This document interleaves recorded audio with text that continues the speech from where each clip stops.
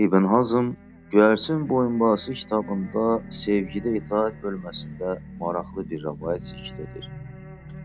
Rəvayətdə deyilir ki, Səid ibn Munzir ibn Səid Əl-Həkəm Əl-Mustansir Billəh dövründə Kordova şəhərinin bir məscidində cümə məscidi imamı və onun çox sevdiyi bir cariyəsi var idi.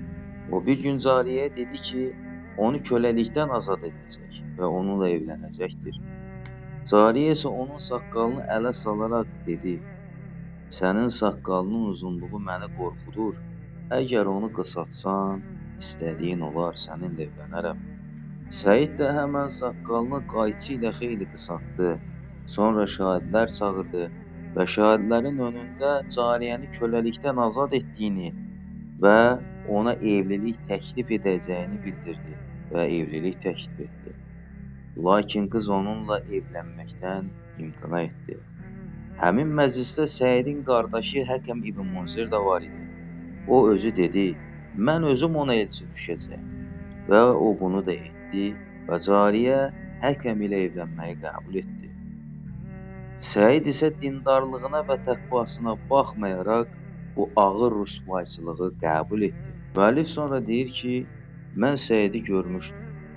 Sonralar Bərbərilər Kordovanı işğal edib talayanda Səidi də öldü.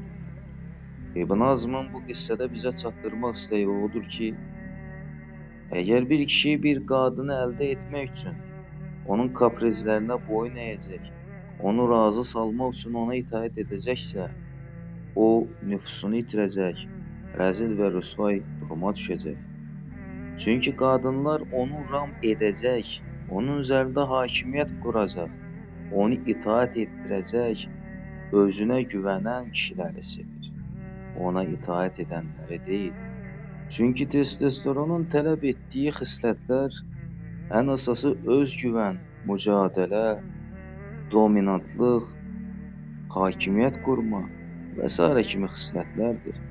Qadın bu xislətləri görməyəndə qarşısındakı erkeği zəif, onu himayə etməyəcək, onu qoruya bilməyəcək şəkildə görür. Qadınların sevdiyi, onların fitrətinə uyğun olaraq onları itaət etdiyi, onları ram edəcək kişidir.